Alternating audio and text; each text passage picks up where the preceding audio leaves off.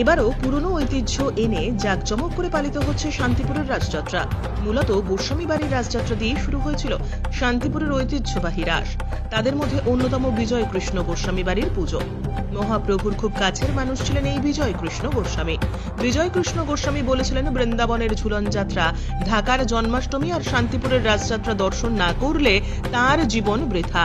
পরবর্তীকালে তিনি বলেছিলেন, গোটা দেশ জুড়ে কলিযুগে মৃদঙ্গর আওয়াজ শোনা যাবে, অর্থাৎ ঢোলের যে করতান, সেই করতান কৃষ্ণ নামের মধ্য দিয়ে শোনা যাবে। এখন তা বাস্তবায়িত হয়েছে এবং পৃথিবীর সর্বত্রই কৃষ্ণ নাম পালন করা হয়। সেই বিজয় কৃষ্ণ গোস্বামীর বাড়িতেও এবার ধুমধাম করে পালিত হচ্ছে রাসযাত্রা।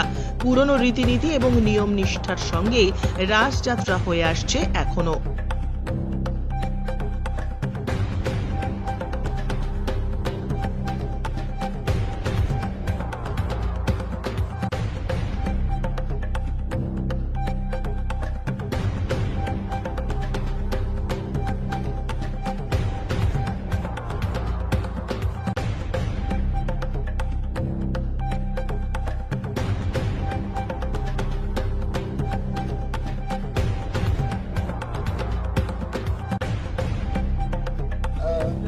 এই শান্তিপুরের ঐতিহ্য প্রাচীন রাস এবং ঐতিহাসিক রাস, সেখানে বিজয় কৃষ্ণ গোস্বামী বাড়ি এক অনন্য না এবং এই যে পুরনো বিগ্রহ বাড়ির মধ্যে একটি।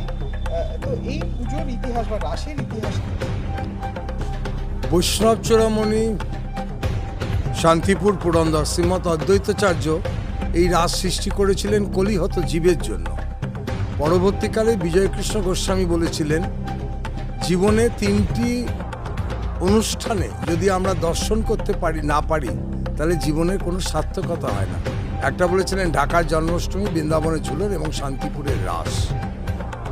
সেই জন্য সবাই বিজয়কৃষ্ণ গোস্বামীর এই কথাটাকে অনুসরণ করেছেন এবং আমার বিশ্বাস যে আগামী দিনে অনুসরণ করবেন বলেই এই রাস দিনকে দিন মানুষের কাছে, ভক্তদের কাছে একটা বিরাট ঐতিহ্যের বাতাবরণ তৈরি করেছেন। এবং আপনি বলতে পারেন কলিহত জীবের কাছে এই কার্তিক মাসটা একটা বিশেষ মাস, দামোদর মাস।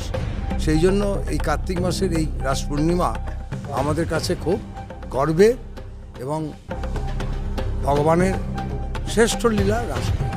শ্রী চৈতন্যদেবের সাথে বিজয় কৃষ্ণ গোস্বামীর সম্পর্ক কি, বা এই রাস উৎসবের সঙ্গে শ্রী চৈতন্যদেব কিভাবে জড়িত?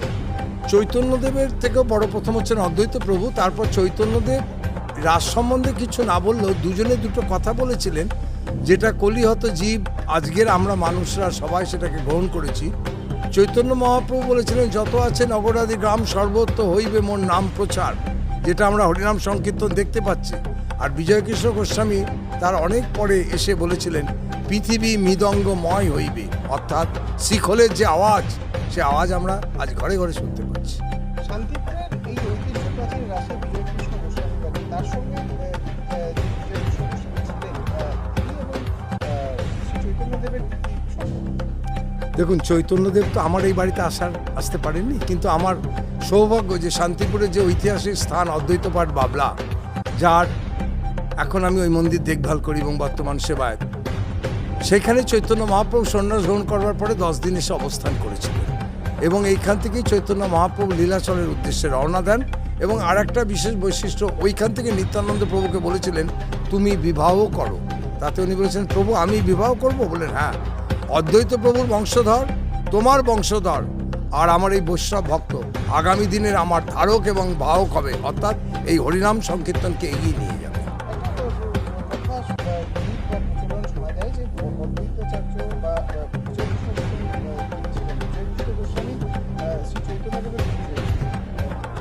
না না না, অদ্বৈত প্রভুর 10ম পুরুষ বিজয় কৃষ্ণ গোস্বামী।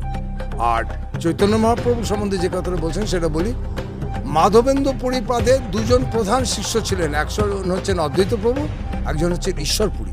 এই ঈশ্বরপুরী হচ্ছে চৈতন্য মহাপ্রভু গুরুদেব। আমার নাম প্রশান্ত গোস্বামী, আমি বর্তমান এই মন্দিরের বিজয়কৃষ্ণ গোস্বামী বাড়ির মন্দিরের সেবায়েত।